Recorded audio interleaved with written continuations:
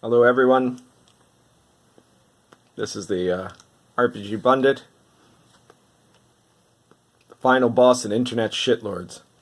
And just so you know, that title is not something I've given myself.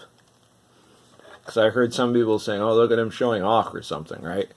That is a title that I was given by an SJW during a recent Twitter shitstorm, which was basically the topic of my second video in this channel. So yeah, so this isn't just me saying that. I've earned it. It's a very hot night here. It's about, I think, 9 p.m. and it's about 26 degrees, that's Celsius, 80 degrees Fahrenheit in mid-autumn. Very strange, but we've been having hot weather for ages now. But that's not what I'm here to talk to you about. Today, I wanted to talk to you about something that has been, let me just get the image here, has been in the Twitter news lately, which is the D&D ampersand shirt. Specifically, the one especially for LGBT causes. Now,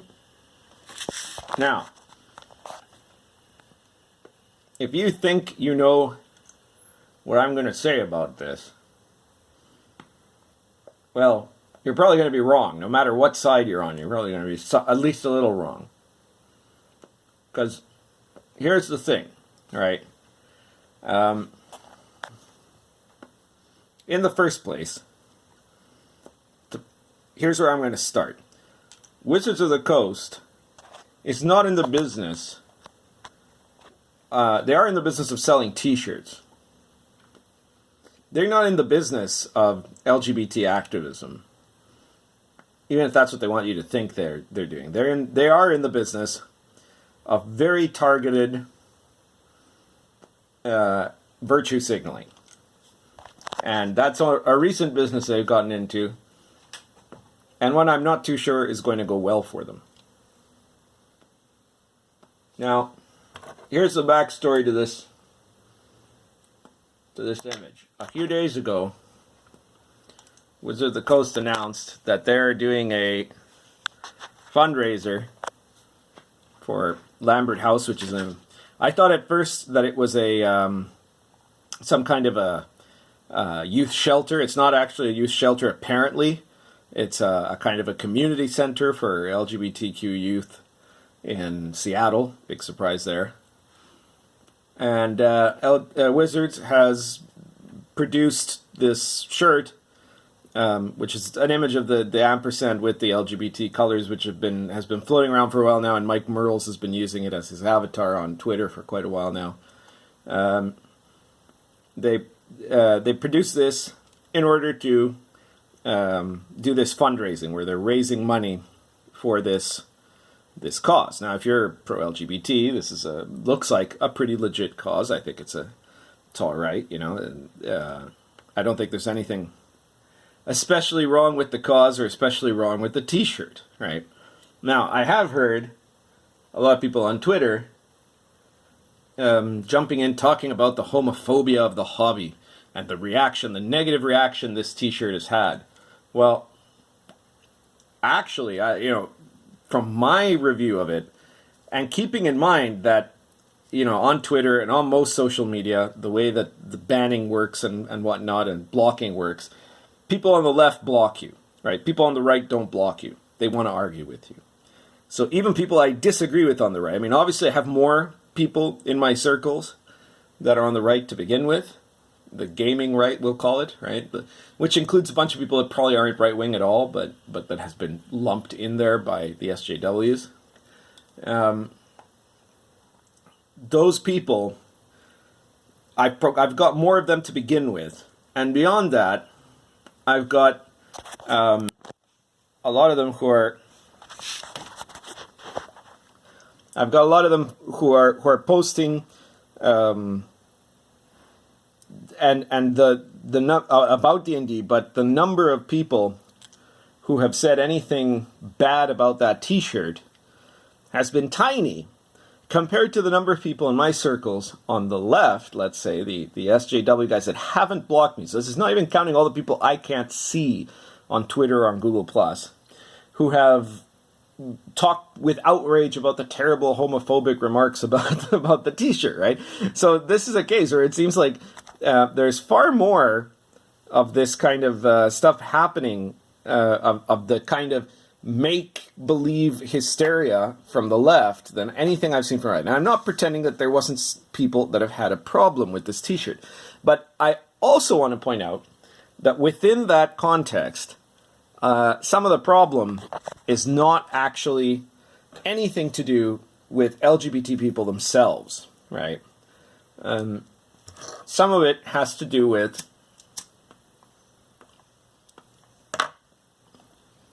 questioning the wisdom of Wizards of the Coast getting involved in this kind of virtue signaling activity.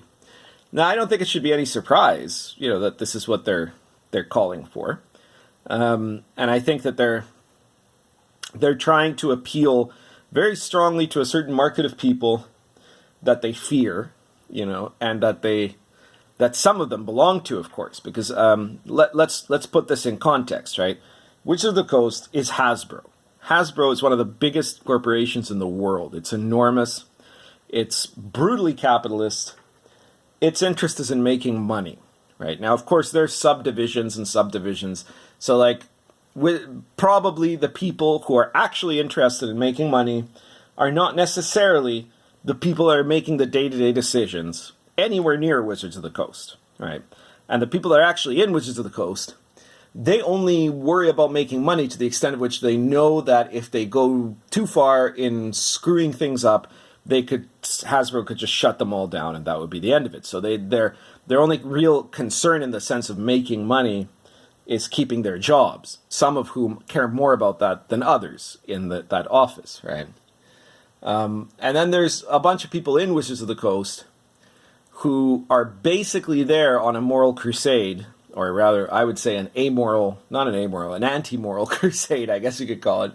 They're postmodernist SJW relativists who have come in with this identity politics agenda, right?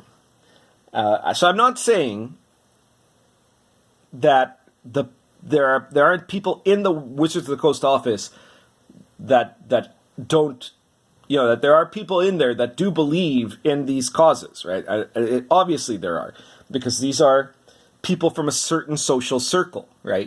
If you're in Seattle and Portland and, to a certain extent New York, LA, right? Those cities, and you're of a certain social class, probably white, right?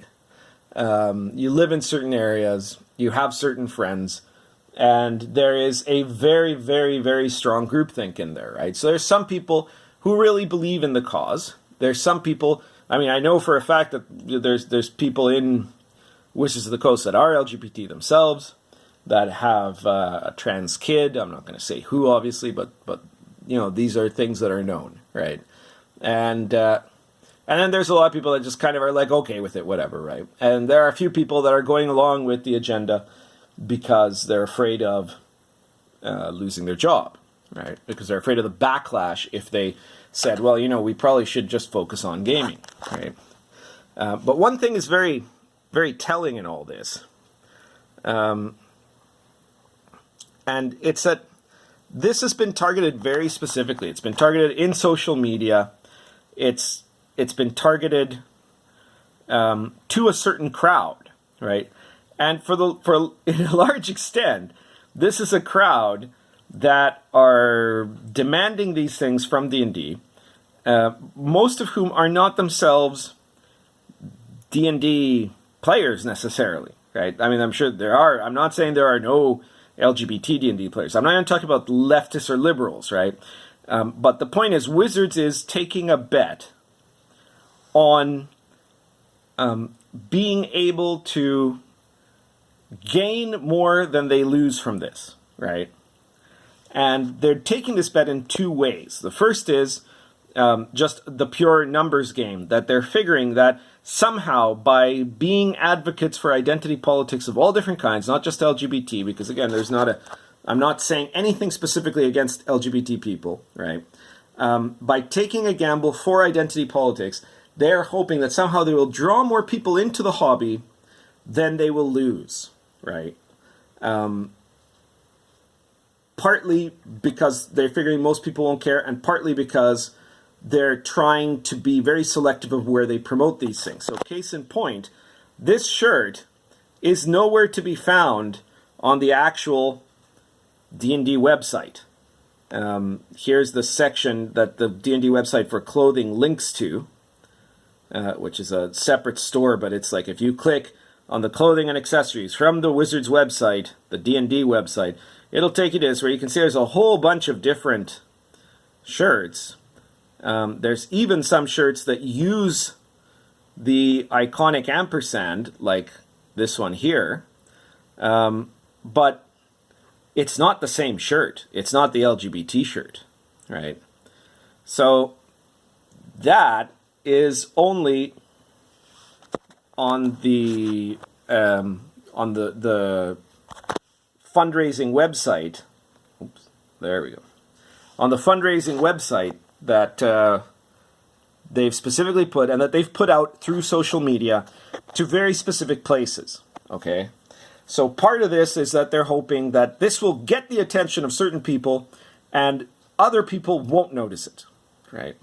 And the second thing that they're hoping is that somehow the people that they gain will be more than the people that they lose. I'm not sure if this is a good bet, because I think that if you're talking about stuff like LGBT issues, I think most gamers are pro-LGBT. The vast majority are pro-LGBT. You know, I have been... You can find stuff that I wrote 20 years ago that is, or on my blog, for example, 15 years ago that is pro-LGBT. I was pro-LGBT since, I think, 1994, since the moment when Hawaii temporarily legalized gay marriage, right? I thought it made sense because I believe in the rights of every individual to do whatever they want with their lives, their body, their choices, and it's no skin off my back, right? And I think that's the classical liberal view of it. I'm not pretending that there aren't some people out there on Twitter or wherever who do not have that view and who might react very badly to, you know, anything gay because Jesus told them not to or something like that, some nonsense, right? So that's possible. I think even, however, most like conservative Christians fundamentally wouldn't care about something like this. Not at this point. The society has changed enough. There isn't some kind of huge menace. There certainly isn't some huge wave of toxic gamers who are, you know, persecuting LGBT people or anybody else, except maybe non-gamers who are trying to infiltrate the hobby, right? So this is not about some kind of issue of persecution, right? But I think that the majority of gamers are kind of moderately liberal, right? They're centrist, you could say. Most of them probably would, if you would press them, would say they're probably center-left, right? They'd probably be, you know, moderately Democrat, moderate Liberal Party, whichever, you know, the country that you're mentioning, right? I think that a sizable minority would be moderate right, you know. And most of these people are not really interested in a big way in the politicization of role-playing games, right? That's not what they're looking for. That's not what they want from the hobby, right? They don't want that from their sports teams. They don't want that from the entertainment quality movies that they watch.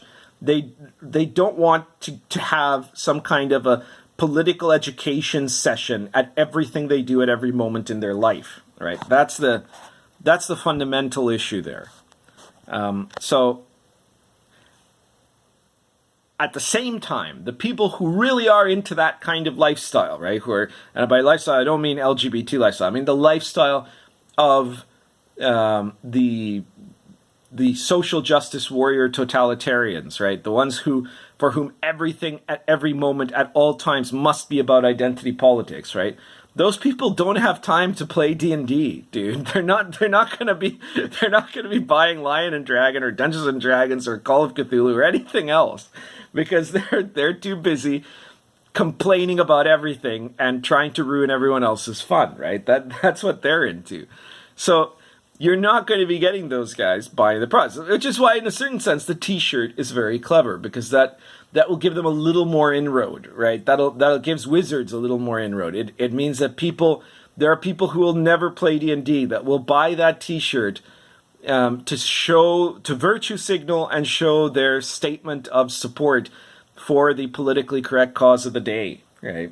And most of the objections that I did find on Twitter were not in the habit of, the godless homosexual is, an abomination before the Lord or something like that. Most of the objections I found were, why is Wizards doing this instead of just, focusing on RPGs, right? Like, they are choosing to alienate a part of their customer base, however small or however large.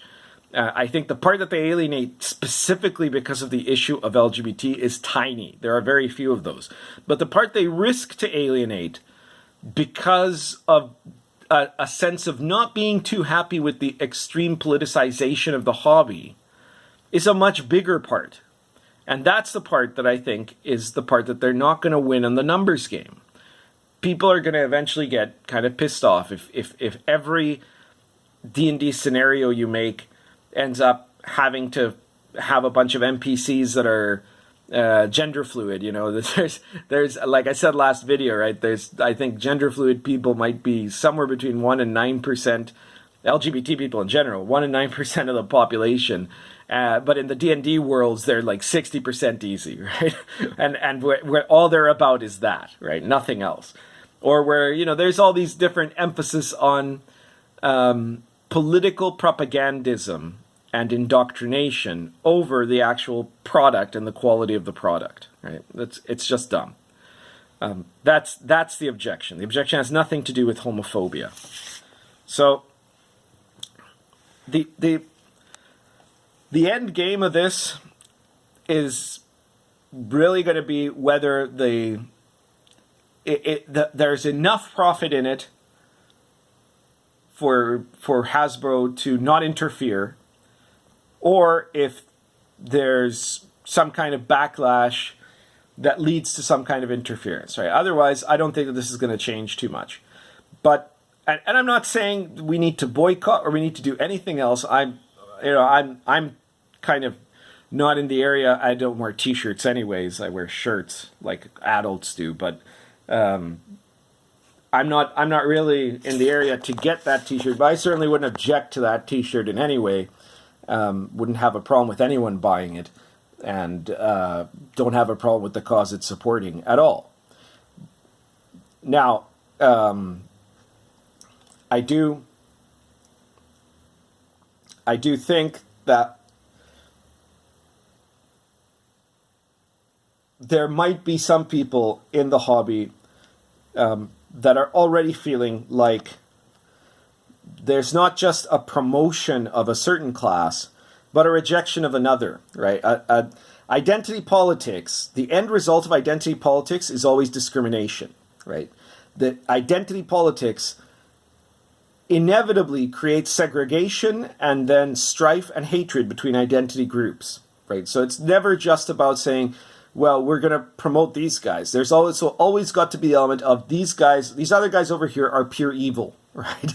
and they have to be abolished to protect the precious identity groups, right? There's always the Hutu and Tutsis of the world in identity politics, which is why identity politics is cancer, right? It's why it's civilizational AIDS. You don't want that. You need to have the classical liberal values where everybody is treated equally and where the content of character is more important than the quality or characteristics of the identity groups you belong to.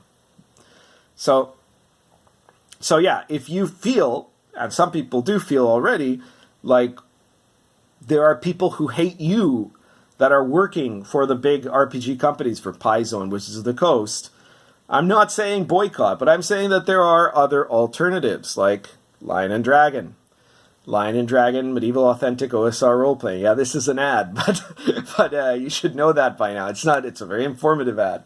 But I'm doing this in part to promote my game, right? I'm not going to pretend I'm not.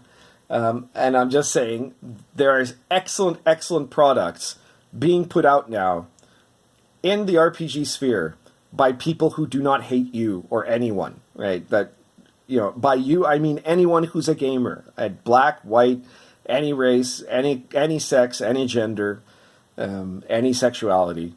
If you're a gamer, then you are welcome to try out Lion and Dragon. I would love to hear what you think about it. And if you're looking for some really exciting, medieval, authentic, gritty, tough role-playing from the old school Revolution, which I'm going to have to do a video about to explain to people who might not be familiar with it, but it's basically a D&D variant based on old D&D, right? So feel free to check it out. And I'm, again, not saying to boycott or ban or do anything else of anybody else. And I'm not saying Wizards is bad for doing the T-shirt. I am saying we should analyze this and consider what's going on in the bigger picture. So, that's it for today. Currently smoking Muster the Paya Bent Apple with Country Doctor, a classic American blend. Take care.